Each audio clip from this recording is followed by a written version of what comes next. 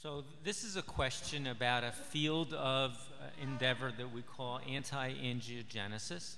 Angiogenesis is the growth of new blood vessels, and anti-angiogenic treatments turn off new blood vessel formation. In a very simple way, you could imagine that as a tumor grows larger, it starts to duplicate the blood vessels that we have in our normal tissues so that nutrients can get to the center of the tumor. In fact, if the tumor can't invoke the growth of new blood vessels, its size is ultimately limited. So we know that angiogenesis is an important aspect of cancer growth, and targeting angiogenesis is a really attractive strategy for stopping the growth of cancers. There are some diseases where it's been profoundly effective so far, and others where it's been less so. Breast cancer is kind of in the middle. The anti-angiogenic therapy that we were first able to study is a big antibody, an immune kind of a treatment. And what it does is it acts like a sponge in the blood system, sopping up the angiogenic signal. And it has a fancy name. It's vascular endothelial growth factor. So that stuff floats around in the blood vessels. The tumors actually make it.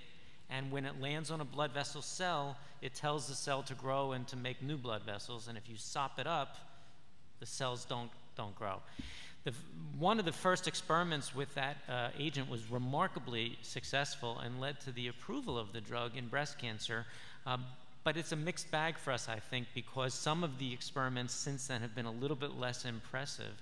And we've been frustrated by the fact that when treating very sick patients with the drug, it has not yet been able to extend life. This tells us that we're onto something, but we need to do better.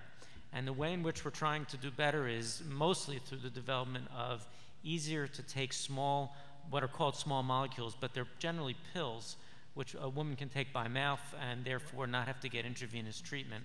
And there are maybe a half dozen or more of these drugs which are in development right now. And we're hoping that either by developing a better anti-angiogenic drug or by better selecting those patients with cancers very vulnerable to that, we'll be able to demonstrate an even larger effect. All right, I just want to mention that BCRF is really involved in this, as Cliff has mentioned, and in particular, I'm very happy to say that Arlene Taub is actually supporting two researchers who are working on small molecule development for this particular indication and other indications for cell control through the BCRF. So Arlene, thank you. I don't know where you are. I think you're here, but thank you.